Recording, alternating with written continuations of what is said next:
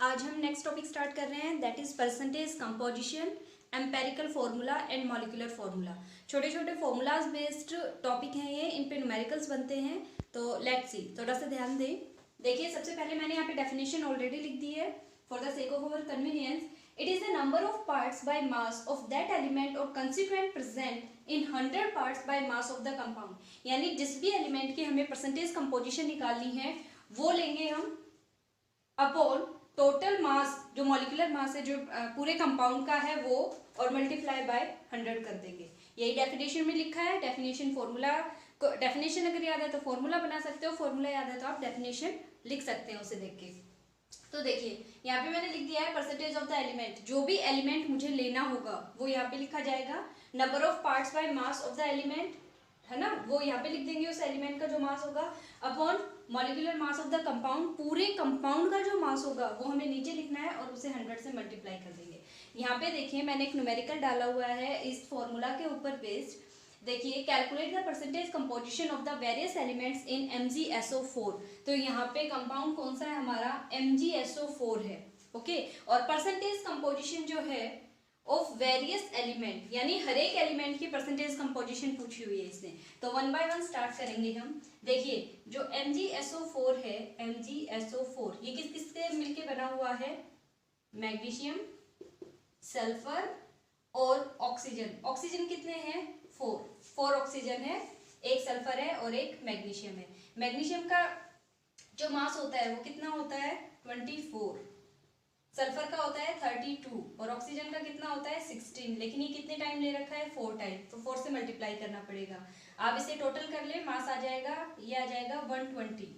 Okay, जब आप इसे मल्टीप्लाई करने के बाद सारा टोटल करेंगे तो ये 120 के इक्वल आएगा। अब हमें परसेंटेज निकालनी है यहाँ पे। तो परसेंटेज कंपोजिशन सबसे पहले मैं निकाल रही हूँ यहाँ पे मैग्नीशियम एलिमेंट की परसेंटेज कंपोजिशन ऑफ मैग्नीशियम। तो इसके लिए क्या करेंगे, number of parts by mass of the element, ऊपर क्या लिखना है हमें, एलिमेंट लिखना है। तो वो कितने टाइम ले रखा है यहाँ पे, मैग्नीशियम कितना है, देखो इसका मास 24 upon molecular mass of the compound, पूरे कंपाउंड का मॉलिक्यूलर मास कितना आ रहा है MgSO4 के लिए 120। तो यहाँ पे 120 मल्टीप्लाई बाय 100 फॉर्मूले के अंदर पुट कर दिया हमने, कोई दिक्कत नहीं है इससे। अब इसे सॉल्व कर ले आप, कितना आ जाएगा 20। ओके, यानी जो मैग्नीशियम है वो कितनी परसेंट प्रेजेंट है इसके अंदर, 20% प्रेजेंट है। क्लियर, तो ये परसेंटेज कंपोजिशन आ गई इसकी, ये तो आ गया 20%। अब इसी तरीके से दूसरा क्या निकालेंगे, सल्फर के लिए निकालना है। तो आप क्या करेंगे, परसेंटेज कंपोजिशन ऑफ सल्फर। अगर सल्फर के लिए निकाल रहे हैं तो आपको कुछ नहीं करना है, सल्फर का कितना है एटॉमिक मास, कितना ले रखा है यहाँ पे 32, टोटल कितना है 120, मल्टीप्लाई कितने से करेंगे 100 से, ये कैंसिल हो गया। अब इसे काट के सॉल्व कर ले, जो आंसर आ जाएगा वो परसेंटेज कंपोजिशन ऑफ सल्फर आएगा। इसी तरीके से निकालना है हमें ऑक्सीजन के लिए, लेकिन ऑक्सीजन देखिए कितने टाइम दे रखा है, 4 टाइम दे रखा है। तो अब यहाँ पे सिर्फ 16 नहीं लेके चलेंगे, जब ऑक्सीजन के लिए निकालेंगे क्या करेंगे, 4 से मल्टीप्लाई करने के बाद, है ना, 64 जो है वो कंसीडर करना पड़ेगा हमें अपॉन टोटल मास, और आप इसे 100 से मल्टीप्लाई कर दें। तो इस तरीके से हम हर एक एलिमेंट का अलग अलग से परसेंटेज कंपोजिशन निकाल सकते हैं। निकाल पाएंगे ऐसे, है ना, इजी है तो कर पाएंगे आप। अब नेक्स्ट देखिए, इसके अंदर एम्पेरिकल फॉर्मूला स्टार्ट करेंगे। एम्पेरिकल फॉर्मूला और मॉलिक्यूलर फॉर्मूला के लिए देखिए, अब देखिए यहाँ पे एम्पेरिकल एंड मॉलिक्यूलर फॉर्मूला जो है, यहाँ पे मैंने ऑलरेडी इसे शॉर्टिफाई कर दिया है। एम्पेरिकल फॉर्मूला क्या होता है, अब बस एक छोटा सा डिफरेंस है इनके अंदर, वो ध्यान में रखें। एम्पेरिकल फॉर्मूला जहाँ भी होगा वो सबसे सिंपलेस्ट फॉर्मूला होगा किसी भी केमिकल कंपाउंड का, और जो मॉलिक्यूलर फॉर्मूला होगा वो ओरिजिनल फॉर्मूला होगा किसी भी केमिकल कंपाउंड का। एम्पेरिकल जो है वो उसकी रूट होगी मॉलिक्यूलर फॉर्मूले की, यानी किन किन एलिमेंट से मिलके बना है उसका सिंपलेस्ट रेशियो क्या है, ये हमें कौन बताता है, ये बताता है empirical formula. It is a chemical formula which express the simplest whole number ratio of the element. ठीक है, जो भी एलिमेंट उसके अंदर इन्वॉल्व हुए होंगे उसका सिंपलेस्ट होल नंबर रेशियो जो है वो बताएगा। इसने कंडीशन दी है कि जो रेशियो है वो किस में होना चाहिए, होल नंबर में ही होना चाहिए, फ्रैक्शन के अंदर हम नहीं ले सकते। तो देखिए, जैसे हम एग्जांपल कंसीडर करते हैं यहाँ पे, मान लो मैंने कोई कंपाउंड लिखा H2O2, ये होता है हाइड्रोजन पेरोक्साइड। कौन सा है ये, हाइड्रोजन परऑक्साइड। ओके, तो ये तो इसका कंप्लीट फॉर्मूला है, ये एम्पेरिकल फॉर्मूला नहीं है इसका। तो अगर इसका सिंपलेस्ट एम्पेरिकल फॉर्मूला देखना है तो सिंपलेस्ट रेशियो क्या हो सकता है, HO, ये हो सकता है ना, 1:1 हो जाएगा। तो यानी क्या है इसका सिंपलेस्ट फॉर्मूला, HO है एम्पेरिकल फॉर्मूला। ये क्या है इसका एम्पेरिकल फॉर्मूला, ये इसका एम्पेरिकल फॉर्मूला हो गया। और जो H2O2 है ये कंप्लीट मॉलिक्यूल था। इसी तरीके से देखो बेंजीन का फॉर्मूला क्या होता है, C6H6, क्या होता है ये बेंजीन। और इसका सिंपलेस्ट फॉर्मूला क्या हो सकता है, CH, है ना, सबसे सिंपलेस्ट ये हो सकता है, इससे ज्यादा हम इसे नहीं तोड़ सकते, 1:1 के अंदर आ गया। ये है इसका एम्पेरिकल फॉर्मूला। तो जो एम्पेरिकल फॉर्मूला के बारे में ये बात कर रहा है, ये यही कह रहा है कि ये सबसे सिंपलेस्ट फॉर्मूला होता है किसी भी कंपाउंड का। और एग्जांपल देख लें,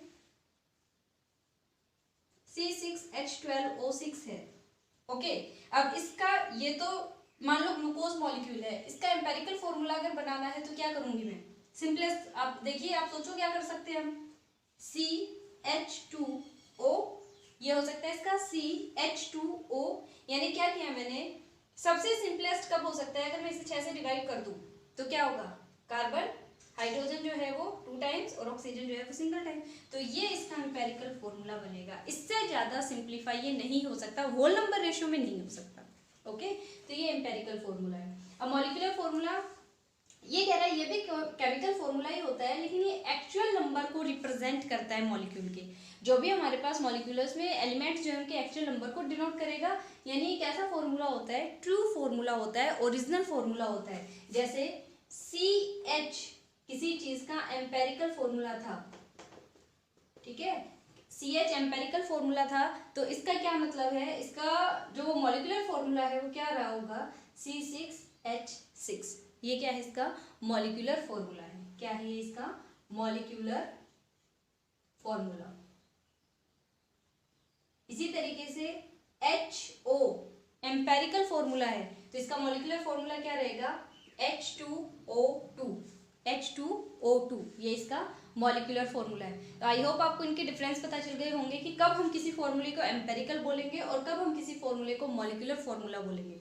इनके लिए एक छोटी सी जो फॉर्मूला है वो और लिखते हैं आप साथ में, मॉलिक्यूलर फॉर्मूला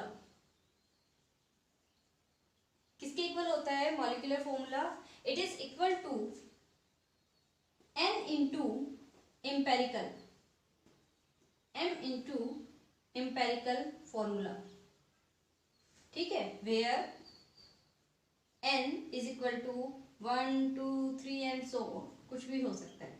यानी जो मॉलिक्यूलर फॉर्मूला है किसके इक्वल होता है, इन दोनों के अंदर रिलेशन क्या है, it is equal to N into में एम्पेरिकल फॉर्मूला। और N की वैल्यू क्या हो सकती है, 1 2 3 and so on, whole number के अंदर कुछ भी हो सकती है। तो अब देखिए, अगर हमें एक चीज पता है इसमें तो हम इसे फाइंड आउट कर सकते हैं, लेकिन मेन चीज क्या है कि N की वैल्यू हमें पता कैसे चलेगी।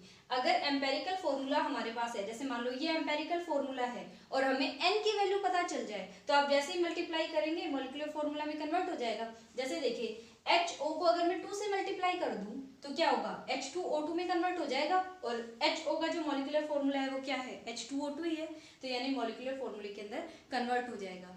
तो कुल मिला के बात ये है यहाँ पे कि N की वैल्यू हम कैसे फाइंड आउट करें। तो N की वैल्यू फाइंड आउट करने के लिए देखिए क्या फॉर्मूला है, N इज इक्वल टू होता है मॉलिक्यूलर मास, मॉलिक्यूलर मास, जिस भी चीज के लिए हमें मॉलिक्यूलर फॉर्मूला फाइंड आउट करना है उसका मॉलिक्यूलर मास लिखेंगे upon empirical, empirical formula mass, उस कंपाउंड का मॉलिक्यूलर मास अपॉन में एम्पेरिकल फॉर्मूला मास। इन दोनों चीजों को जब आप डिवाइड करेंगे तो जो रिजल्टेंट आएगा वो क्या रहेगा, N के इक्वल रहेगा, और N की वैल्यू पता चलते ही हम मॉलिक्यूलर फॉर्मूला ड्रॉ कर सकते हैं किसी भी चीज का। ओके, तो एक तो ये तरीका है। दूसरा एक इसमें है मॉलिक्यूलर मास, अगर मान लो हमारे पास कोई गैसेस सैंपल है तो उस टाइम पे हम मॉलिक्यूलर मास कैसे फाइंड आउट करेंगे। तो उस टाइम पे गैसेस सैंपल के लिए मॉलिक्यूलर मास जो है, मॉलिक्यूलर मास कैसे फाइंड आउट करेंगे आप, ये होता है 2 इंटू में vapour density, 2 into vapour density. ठीक है, किस कंडीशन के ऊपर, जब हम लेते हैं 22.4 लीटर। अगर एसटीपी कंडीशन के अंदर कोई भी गैसेस सैंपल हमने लिया है 22.4 लीटर रहेगा, तो उस टाइम के ऊपर क्या है, मॉलिक्यूलर मास कितने के इक्वल होगा, 2 इंटू में वेपर डेंसिटी के इक्वल आ जाएगा। तो इस फॉर्मूले को यूज कर सकते हैं मॉलिक्यूलर मास फाइंड आउट करने के लिए, गैसेस सैंपल अगर है तो। ये जो है हमें कुछ क्वेश्चंस के अंदर इन्वॉल्व करना पड़ता है, तो वहां पे ये फॉर्मूला हेल्प करेगा। बाकी अगर हमारे सिंपल फॉर्मूले हैं तो वहां पे तो यही हेल्प कर देगा। ठीक है, तो ये छोटे छोटे फॉर्मूले हैं। मॉलिक्यूलर फॉर्मूला किसके इक्वल होता है, n इंटू एम्पेरिकल फॉर्मूला के। n क्या है, यहाँ पे कोई भी इंटीजर है, 1 2 3 कुछ भी हो सकता है। n जो है उसकी वैल्यू कैसे निकालेंगे, तो उसके लिए हमें molecular mass upon empirical formula mass जो है ये लेना पड़ेगा, तो n की वैल्यू आ जाएगी। अब आप ये सोचेंगे जब हमें कंपाउंड का पता ही नहीं है तो मॉलिक्यूलर मास कैसे फाइंड आउट करें हम, तो मॉलिक्यूलर मास जो है वो आपको क्वेश्चन के अंदर गिवन मिलेगा। ओके, अगर क्वेश्चन जो है उसके अंदर गिवन मिलेगा तो वो आप यहाँ लिख सकते हो। एम्पेरिकल फॉर्मूला निकालने का अभी मैं आपको एक मेथड बताऊंगी, तो आपको एम्पेरिकल फॉर्मूला निकालना आ जाएगा, तो उससे आप एम्पेरिकल फॉर्मूला मास निकाल सकते हैं। तो वो यहाँ पे रखेंगे, डिवाइड करेंगे तो n की वैल्यू आ जाएगी। मान लो कोई गैसेस सैंपल है, इस तरीके का क्वेश्चन आ जाए कि हम एम्पेरिकल फॉर्मूला निकालने की जरूरत ही ना पड़े, वेपर डेंसिटी दे रखी हो, तो उस टाइम पे क्या करेंगे, मॉलिक्यूलर मास कितने के इक्वल हो जाएगा, 2 इंटू में वेपर डेंसिटी। तो आप वहां से भी डायरेक्ट मॉलिक्यूलर मास निकाल सकते हैं। ठीक है, ये हमारी क्वेश्चन पे डिपेंड करेगा कि हमें इनमें से कौन सा फॉर्मूला यूटिलाइज करना है। तो देखिए यहाँ पे अब सबसे जो मेन बात है, एम्पेरिकल फॉर्मूला निकालेंगे कैसे हम। यहाँ तो मैंने डायरेक्ट आपको एक दो एग्जांपल दे दिए, पर क्या इतने ही कंपाउंड थोड़ी होते हैं, केमिस्ट्री के अंदर तो wide range of compound present है, तो हर एक का एम्पेरिकल फॉर्मूला हम याद तो नहीं रख सकते, उन्हें देखने से बता भी नहीं सकते। तो हम एम्पेरिकल फॉर्मूला कैसे कैलकुलेट करेंगे उसके लिए देखें आप एक बार। अब देखिए इसमें जो एम्पेरिकल फॉर्मूला निकालने का तरीका है उसके लिए मैंने यहाँ पे एक टेबल बना दी है। ये पूरा आपका न्यूमेरिकल पोर्शन है। क्वेश्चन देखिए क्या लिखा है, an inorganic salt give the following percentage composition. कोई इनऑर्गेनिक सोल्ट है जो हमें ये जो परसेंटेज कंपोजिशन है वो दे रहा है। सबसे पहले आज के लेक्चर में हमने परसेंटेज कंपोजिशन निकालनी सीखी थी। अगर परसेंटेज कंपोजिशन नहीं देता है तो पहले हमें वो निकालनी पड़ेगी, क्योंकि इस क्वेश्चन में परसेंटेज कंपोजिशन ऑलरेडी गिवन है कि सोडियम 29.11% है, सल्फर 40.51% है और ऑक्सीजन जो है वो 30.38% है। Calculate the empirical formula of the salt. अब हमें सिर्फ ये डाटा परसेंटेज कंपोजिशन पता है और इसको देखते हुए क्या निकालना है, एम्पेरिकल फॉर्मूला बताना है कि इन तीनों के कॉम्बिनेशन से क्या सोल्ट बन सकता है। तो अब देखिए उसके लिए हमें एक टेबल बनानी पड़ेगी, उसमें क्या क्या कॉलम होंगे, element, symbol, percentage of element, atomic mass of element, moles of element. इतनी चीजें अगर हमारे पास प्रेजेंट है तो आगे हम अपने आप निकालते चले जाएंगे, इनके ऊपर बेस है। अब ये मोल्स ऑफ एलिमेंट के लिए परसेंटेज और एटॉमिक मास, परसेंटेज यहाँ पे प्रेजेंट है और एटॉमिक मास यहाँ प्रेजेंट है, जो भी हम लिखेंगे वो डिवाइड कर देंगे। फिर है सिंपलेस्ट मोलर रेशियो, वो निकालना है हमें, और फिर क्या करेंगे, होल नंबर रेशियो निकालेंगे। तो अब देखिए क्या करेंगे, सबसे पहले एलिमेंट्स कौन कौन से हैं। एलिमेंट देखिए, पहला है सोडियम, पहला क्या है सोडियम, दूसरा क्या है सल्फर, और तीसरा क्या है ऑक्सीजन। यही तीन एलिमेंट है, तीन से ज्यादा तो है ही नहीं। सिंबल क्या होता है सोडियम के लिए Na, सल्फर के लिए क्या होता है S और ऑक्सीजन के लिए क्या होता है O। अगर ये सिंबल्स आपको नहीं पता है तो ये आपको देखो याद करने पड़ेंगे, इसमें कोई किसी तरीके की हेल्प नहीं की जा सकती, सिंबल्स आपको याद रखने पड़ेंगे। तो परसेंटेज ऑफ एलिमेंट, अब देखिए सोडियम कितने परसेंट दे रखा है, 29.11%, और सल्फर कितना दिया हुआ है 40.51%, और ऑक्सीजन कितना है 30.38%। ठीक है, परसेंटेज आ गई। Atomic mass of element, in elements का एटॉमिक मास या तो आपको क्वेश्चन में गिवन मिलेगा, अगर नहीं दिया हुआ है तो आपको कुछ एक एलिमेंट्स के तो मास भी ध्यान रखने पड़ेंगे जो ज्यादातर यूज में आते हैं। तो सोडियम का कितना होता है 23 होता है, सल्फर का 32 होता है, ऑक्सीजन का 16 होता है। ओके, तीनों का हमें पता है। ठीक है, अब बात आती है मोल्स ऑफ एलिमेंट। अब मोल्स ऑफ एलिमेंट कैसे निकालने हैं, परसेंटेज अपॉन एटॉमिक मास। तो परसेंटेज कितनी है इसकी सोडियम के लिए 29.11 और एटॉमिक मास कितना है 23।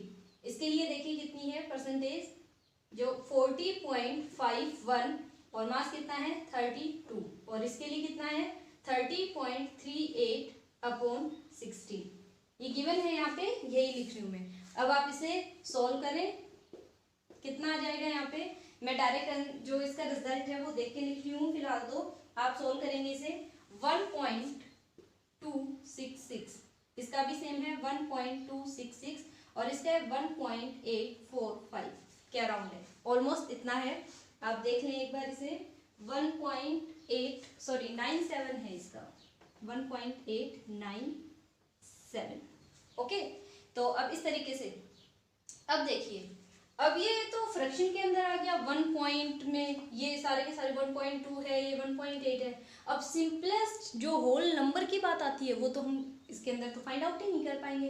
तो सबसे पहले जो सिंपलेस्ट मोलर रेशियो है वो कैसे हो सकता है कि हम इन तीनों डिजिट्स को, जो ये 3 नंबर आए हैं, इन्हें किसी ऐसे नंबर से डिवाइड करेंगे जो इन तीनों में से सबसे छोटा होगा। तो ये दोनों इक्वल है, छोटे भी यही है, इससे तो बड़ा है ना।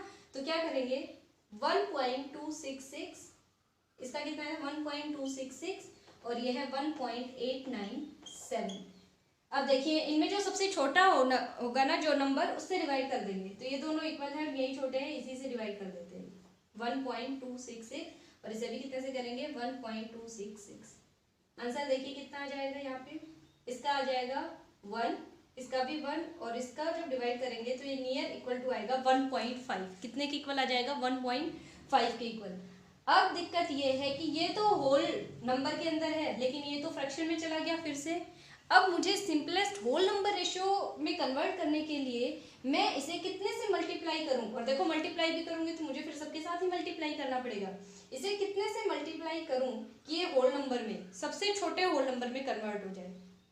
अब देखिए यहाँ पर तो ये फुल डिजिट है, चाहे इसे मैं 2 से मल्टीप्लाई कर दूं, 3 से कर दूं, 5 से, जितने से भी करूंगी वो डिजिट लिखी जानी है। मेन बात है इसकी, तो अगर मैं 2 से मल्टीप्लाई कर देती हूँ तो ये कितने में कन्वर्ट हो जाएगा, 3 में हो जाएगा। इसे 2 से मल्टीप्लाई करके देखें, ये 3 के अंदर कन्वर्ट हो जाएगा।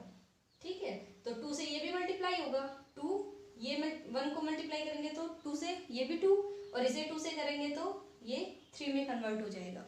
ओके, तो अब हमारा होल नंबर रेशियो जो है वो ये आ चुका है। अब देखिए एम्पेरिकल फॉर्मूला जो हम निकाल रहे थे यहाँ पे, एम्पेरिकल फॉर्मूला, अब वो निकल जाएगा हमारा। सोडियम था, सल्फर था और ऑक्सीजन, 3 थे। सोडियम का कितना आया होल नंबर रेशियो 2, सल्फर का कितना आया 2, ऑक्सीजन का कितना आया 3। तो यानी जो एम्पेरिकल फॉर्मूला है वो क्या था, Na2S2O3। ये था एम्पेरिकल फॉर्मूला इस क्वेश्चन के लिए। थोड़ा सा लेंदी है लेकिन इजी है, काफ़ी इंटरेस्टिंग है, पूछा भी जाता है। तो आप ये जो है एक बार दोबारा से देख के अच्छे से दोबारा से पढ़ें और उसके बाद इसे सॉल्व करें। मैं एक क्वेश्चन आपके लिए यहाँ पे छोड़ के जा रही हूँ, आप उसका आंसर कमेंट सेक्शन में बताएं। So here is your question, the percentage composition of uranium and oxygen given है, बोर्ड पे लिख दी है मैंने, और इनका एटॉमिक मास भी बता दिया है। Determine the empirical formula. ये सॉल्व करें और आंसर मुझे कमेंट करके बताएं।